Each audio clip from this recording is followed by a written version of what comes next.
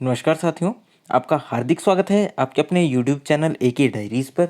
जैसे आपको पता है कि वेरियस कॉम्पिटिटिव एग्जाम्स के लिए हम आपके डिफरेंट सेक्शंस जो हैं वो उनको डिस्कस कर रहे हैं। उसी कड़ी में आज हिंदी के कुछ मोस्ट इंपॉर्टेंट क्वेश्चंस करेंगे। क्वेश्चन देखने में 20-25 हो सकते हैं, लेकिन आपको कम से कम 45 से 50 क्वेश्चन में बना के बता के जाऊँगा।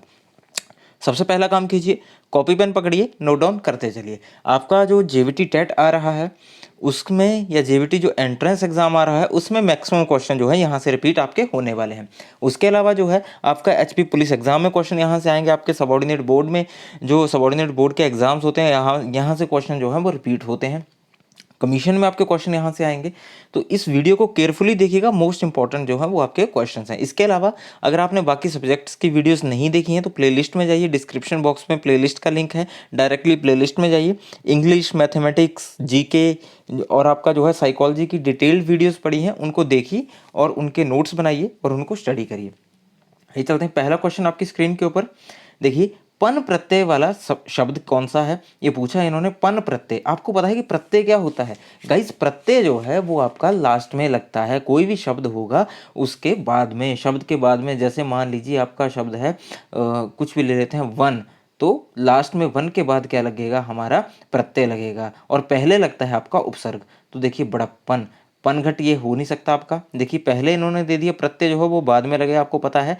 सत्यापन, नहीं ये भी नहीं हो सकता, ये आपन बन गया आपका। और ओपन, ओपन बन गया। ये आपने जो है इनको एलिमिनेट करना, और ये जो है ये आपका पन बन रहा है, बड़प और पन अलग आ रहा है।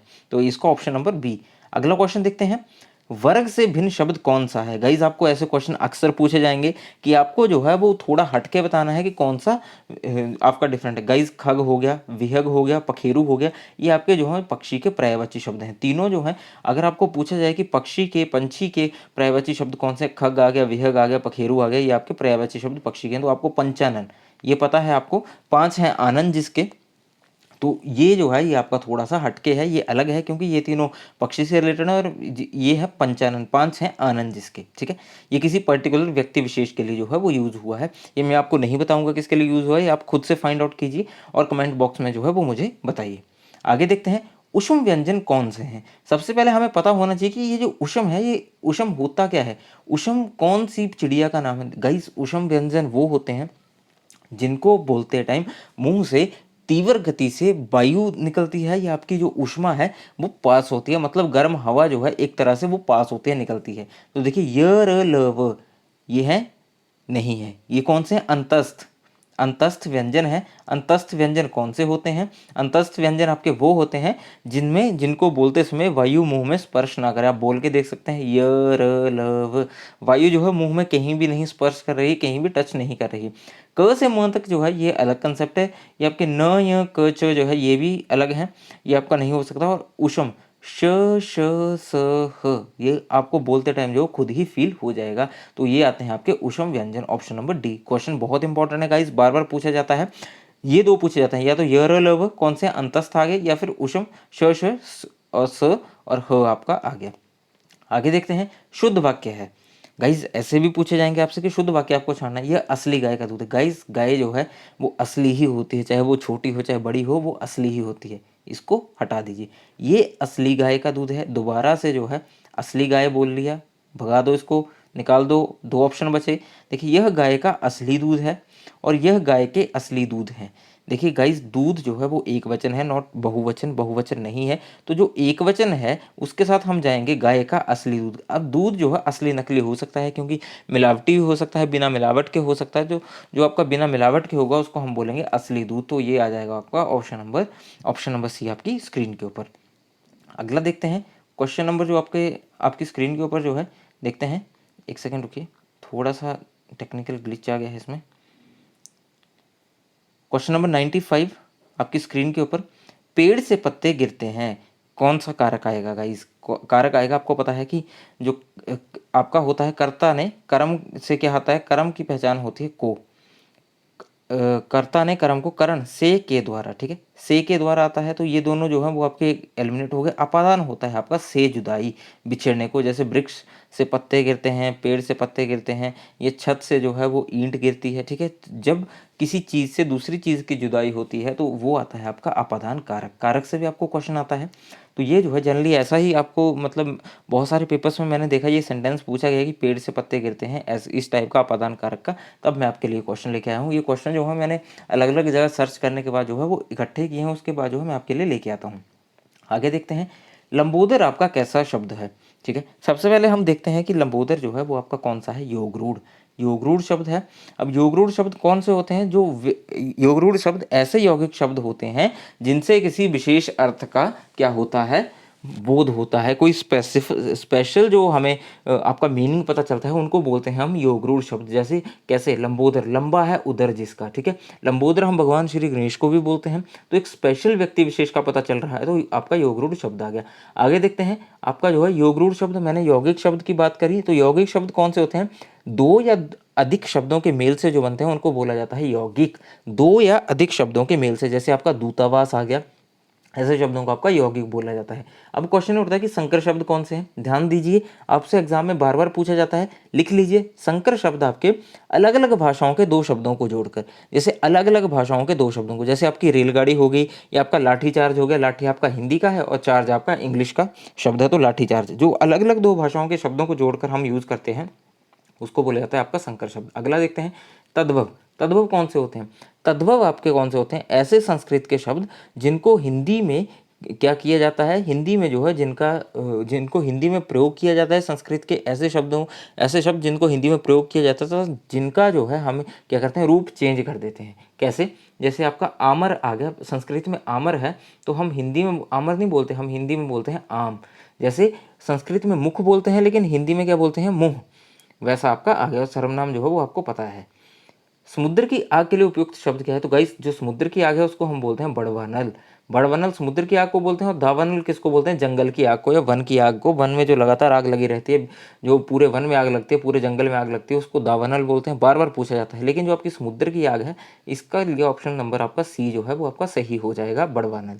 अगला देखते हैं, पुरुषवाचक सर्वनाम के अंतर्गत कितने पुरुष आते हैं। तो गाइस जो आपका पुरुषवाचक सर्वनाम है उसके अंतर्गत कितने पुरुष आते हैं आपके, वो आते हैं आपके तीन। कौन कौन से, उत्तम पुरुष, मध्यम पुरुष, अन्य पुरुष। लिख लीजिए, उत्तम पुरुष में मैं हम आते हैं, मध्यम पुरुष में तू तुम आते हैं, और अन्य पुरुष में वह यह और उन आते हैं। गाइस आप अगर आप किसी को नहीं पता चल रहा है तो आप ऐसे देख सकते हैं कि इंग्लिश में क्या होता है, first person, second person and third person. तो वहाँ से जो वो आपके इसका आइडिया लगा सकते हैं, इसकी ट्रिक जो है वो आप वहाँ से फाइंड आउट कर सकते हैं। अगला क्वेश्चन देखते हैं, क्वेश्चन नंबर 99 आपकी स्क्रीन के ऊपर, प्रयोग की दृष्टि से शब्द के कितने प्रकार हैं, ठीक है। 2, 1, 3, 5। तो गाइस जब प्रयोग की बात आती है तो प्रयोग की दृष्टि से शब्द के दो प्रकार हैं। कौन कौन से, एक है आपका विकारी, एक है आपका अविकारी। विकारी और अविकारी, पहला आ गया आपका विकारी और दूसरा कौन सा आ गया आपका अविकारी। ये आ गया आपके। अब क्वेश्चन उठता है कि विकारी शब्द कौन से होते हैं। विकारी वो होते हैं जिनका हम रूप परिवर्तित कर देते हैं, जिनका रूप परिवर्तन हो जाता है, जैसे कुत्ता, कुत्ते, कुत्तों लिख सकते हैं। अविकारी वो होते हैं जिनमें कोई चेंज नहीं होता, जैसे आपका यहाँ, किंतु, परंतु। परंतु का परंतुओं नहीं कर सकते, किंतु का किंतुओं नहीं कर सकते। तो अविकारी वो होते हैं जिनमें कोई चेंज नहीं होता। अगला देखते हैं, कोस कोस पर पानी बदले चार कोस पर वाणी में किस परिवर्तन का उल्लेख है। गाइज आपको जो है ये डीएलएड के फर्स्ट ईयर में आपको हिंदी की टेक्स्ट बुक में देखने को मिलेगा, जहाँ पे जो है वाणी या भाषा के बारे में बात की गई है। तो वहाँ पे ये लोकोक्ति है, ये कहावत है कि कोस कोस पर पानी बदले चार कोस पर वाणी में, इसमें ये पूछता है कि किस परिवर्तन का उल्लेख है। तो इसमें जो है पानी, स्वाद और बोली के शब्दों का, कि कोस कोस पर पानी बदलता है और चार कोस पर जो है वो आपकी बोली बदल जाती है। प्रांत और नदी, नदी संगीत, समुद्र और पर्वत, ये तीनों ही कट जाएंगे आपको। ये तो क्लियर कट हो रहा है कि ये ऑप्शन नंबर डी की ही बात कर रहा है। अगला देखते हैं, सही क्रम चुने। तो सही क्रम गाइस इसका क्या होगा, पहले आएगा आपका अनुबंधन जिसको आप कंडीशनिंग बोलते हैं, उसके बाद प्रशिक्षण ट्रेनिंग आएगा, अनुदेशन जिसको हम बोलते हैं इंस्ट्रक्शन, और प्रतिवादन आ गया आपका क्या, रिपोर्ट। देखिए अब समझाता हूँ, पहले आपने कंडीशनिंग करी, उसको जो है वो किसी कंडीशनिंग में डाला, कंडीशन में डाला किसी को, उसके बाद उसको ट्रेन करा हमने, ट्रेनिंग दी, उसके बाद हमने क्या किया, उसको इंस्ट्रक्शन दिया और उसके बाद उसकी रिपोर्ट चेक करी कि वो कितना सीखा है, किस हद तक जो है वो सीखा है। तो इसका सही क्रम आएगा। ये क्वेश्चन बहुत इंपॉर्टेंट है और आपसे उम्मीद है इस बार जो है मोस्ट प्रोबेबली ये क्वेश्चन जो है वो आपसे पूछा जाएगा, ऑप्शन नंबर बी। अगला देखते हैं क्वेश्चन नंबर 102 आपकी स्क्रीन के ऊपर। सभी वर्ण व्याकरण सम्मत ढंग से और निश्चित क्रम में लिखना है। तो गाइस इसको बोलते हैं वर्णमाला। आपको पता है कि इसमें वर्णमाला में सभी वर्ण व्याकरण सब कुछ जो है वो एक अप्रोप्रिएट वे से, एक सही वे से, एक सीक्वेंस वे, एक सीक्वेंस में, एक सीक्वेंटिक वे से जो है वो आपका लिखा रहता है। आगे देखते हैं अगला क्वेश्चन आपकी स्क्रीन के ऊपर कि ज्ञ में मिलन कौन सा है। ज्ञ जो है वो किसके मिलन से आपका बना हुआ है। तो ज्ञ आपका गाइस बना हुआ है ज और य। ज और य, जो और य जब मिलते हैं तो ये बनाते हैं ज्ञ। ठीक है, ज और य, इस चीज को ध्यान रखिए, ऑप्शन नंबर डी। अगला क्वेश्चन देखते हैं। राम ने रावण को मारा में रावण शब्द बलाघात होने का अर्थ है। मतलब बलाघात का मतलब होता है स्ट्रेस, जिसको इंग्लिश में हम स्ट्रेस बोलते हैं। मतलब किसी एक पर्टिकुलर चीज़ पे हम ज़्यादा बल देते हैं, क्यों?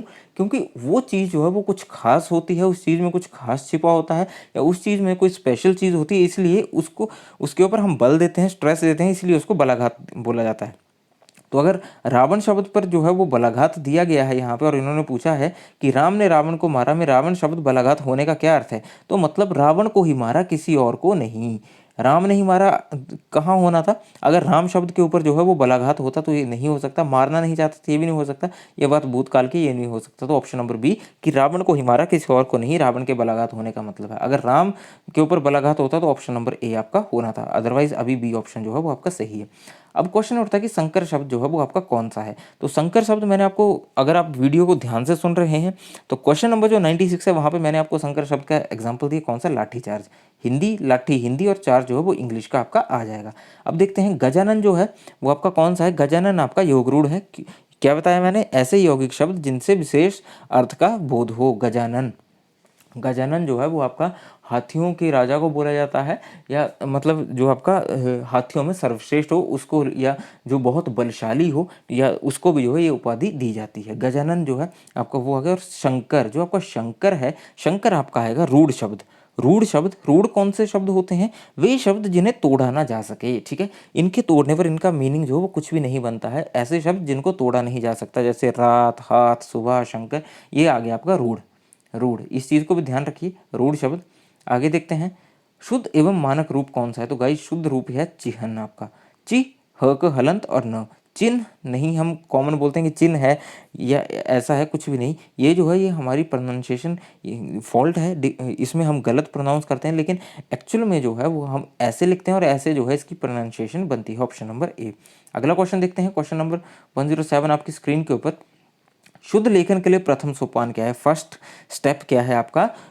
अगर शुद्ध लेखन आपको ऐसे समझ नहीं आ रहा है तो ऐसे समझ लीजिए कि आपका जो है करेक्ट राइटिंग के लिए, अच्छी राइटिंग के लिए आपका फर्स्ट स्टेप या फर्स्ट स्टेज क्या है गाइस? शुद्ध श्रवण, आपकी प्रॉपर हीयरिंग या क्लियर हीयरिंग, करेक्ट हीयरिंग। अगर आप सही नहीं सुनेंगे तो आप सही कभी नहीं लिख सकते। ठीक है, ये जो है वाइस वर्सा चलता है आपका, रीडिंग और राइटिंग और लिसनिंग और स्पीकिंग। ठीक है, लिसनिंग, स्पीकिंग, रीडिंग, राइटिंग जो है वो आपका एक दूसरे के साथ जो है ये चलते हैं। तो देखिए अगर आप सही से नहीं सुनेंगे तो आप सही जो है वो नहीं लिख सकते। तो इसलिए सही सुनना सही लिखने के लिए बहुत इंपॉर्टेंट है। अगला देखते हैं कठोर के लिए समानार्थक शब्द। तो गाइस कठोर के लिए है आपका परुष। ध्यान दीजिए, बहुत बार ये क्वेश्चन पूछा गया है और इस क्वेश्चन में जो है वो लगातार कंफ्यूज होते हैं। पौरुष कई लोग कर देते हैं कि पौरुष से आपका जो है एक पुरुष बहुत कठोर होता है या बहुत बलशाली होता है। नहीं, ये बिल्कुल गलत कंसेप्ट है। पौरुष का मतलब कुछ और होता है और आपका परुष जो है वो आता है आपका कठोर। आगे देखते हैं परुष का, अगर आपने जो है वो समानार्थक शब्द और देखने हो तो इसका मतलब होता है आपका प्रचंड या तीव्र भी इसका मतलब आता है। अगला देखते हैं जंगम का विलोम। जंगम का विलोम क्या है? सबसे पहले हम देखते हैं जंगम होता क्या है। जंगम का मतलब होता है जो चल सकता हो। अब देखिए कई साथी जो हैं वो इसको ऐसे देख लेंगे कि जंगम, जंग लगा हुआ है। नहीं जी, जंगम का मतलब होता है कि जो आपका चल सकता हो। तो इसका आगे आपका विलोम आएगा स्थावर। स्थावर का मतलब होता है जो अपनी जगह से हिल नहीं सकता, एक जगह पे जो है वो स्थित हो। ठीक है, देखिए इसके अगर जंगम के हमने क्या पर्यायवाची शब्द देखने हो तो इसका हो सकता है आपका अस्थाई हो सकता है, अस्थिर हो सकता है, या चलनशील जो है वो आपका हो सकता है। अस्थाई, अस्थिर या फिर चलनशील। लेकिन यहाँ पे विलोम पूछा है तो इसका आएगा स्थावर। अगला देखते हैं शुद्ध रूप क्या है? शुद्ध रूप आपने देखना है तो गाइस शुद्ध रूप जो है ये भी नहीं है, ये भी नहीं है, ये है। ऐसे लिखते हैं हम, ऐसे लिखते हैं स्रोत। स्रोत इसको पढ़ते हैं, इसको जो है वो ऐसे लिखते हैं। ऐसे आता है, मतलब जैसे यहाँ पे लिख रखा है ऐसे आता है एक, जो आपका हलंत है ऐसे आता है ये, सॉरी ये, और ये आता है एक ऐसे, ऐसे आता है जैसे यहाँ पे लिखा हुआ है। तो ऑप्शन नंबर सी इसका सही आंसर हो जाएगा। अगला देखते हैं,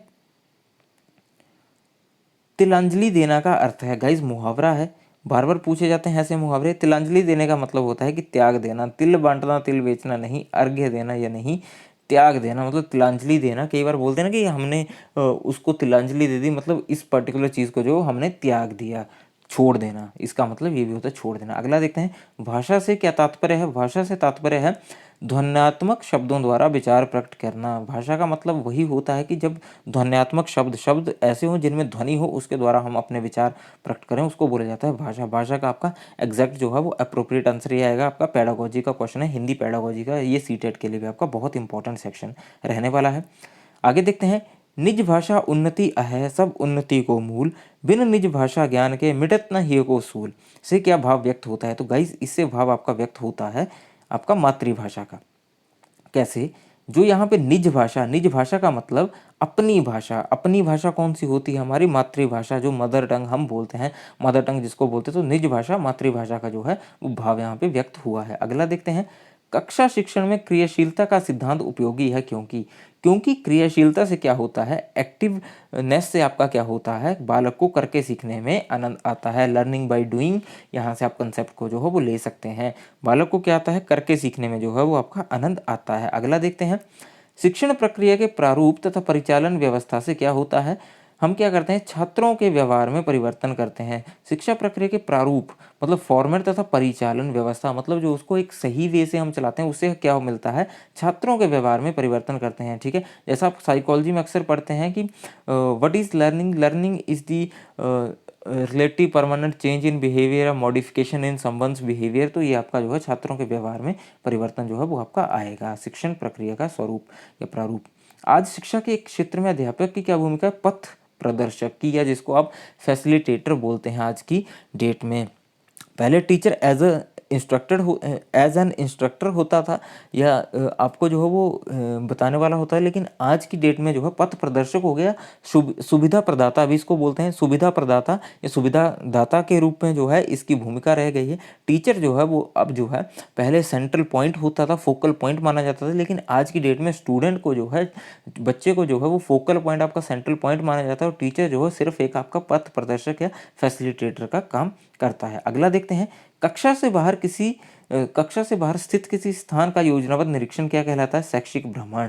आप कक्षा से बाहर कहीं भी जाते हैं, स्कूल से कहीं भी जाते हैं, तो वो आपका एजुकेशनल टूर कहलाता है, शैक्षिक जो भ्रमण जो है उसको बोलते हैं। अगला देखते हैं, क्वेश्चन नंबर 118 आपकी स्क्रीन के ऊपर।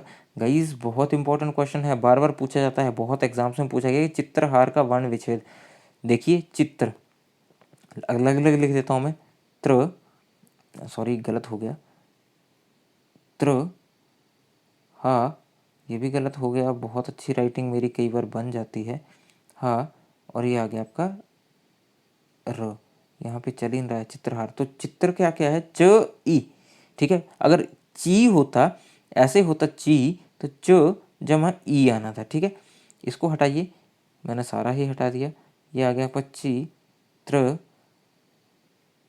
हा र, च ई त्र, त जमा र, दो आवाजें आ रही हैं, त्र ह, और जमा क्या आएगा इसका, र में अ की जो आपको साउंड भी आ रही है, और हा, ह जमा आ, और र ध्यान से सुनिए, ध्यान से प्रोनाउंस करिए, चित्र, त आपको खुद आवाज आ रही होगी, हा, ह और हा हो, आ हो गया, और लास्ट में र है, रोक के बोलेगा तो र और ओ में, रो के साथ अ की आवाज आ रही है, तो इसका ऑप्शन नंबर ए आपका हो जाएगा। अगला देखते हैं, सूचक का समानार्थक शब्द। गाइस बहुत बार पूछा जाता है द्योतक।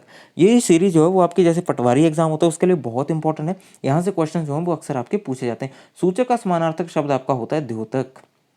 लास्ट क्वेश्चन आज की इस सीरीज का देखते हैं, निरापद में उपसर्ग आपका क्या है। उपसर्ग मैंने आपको बताया था कि क्या होते हैं, जो आपके पहले लगते हैं, प्रत्येक कौन से होते हैं जो आपके बाद में लगते हैं, उपसर्ग पहले आते हैं। तो निरापद, निरापद में उपसर्ग है आपका निर होगा, क्योंकि आपद, आपद है उसमें जो है हम क्या करेंगे, हमने क्या करा, आपका जो है वो निर वो लगा दिया, तो क्या बन गया, इसका निरापद बन गया।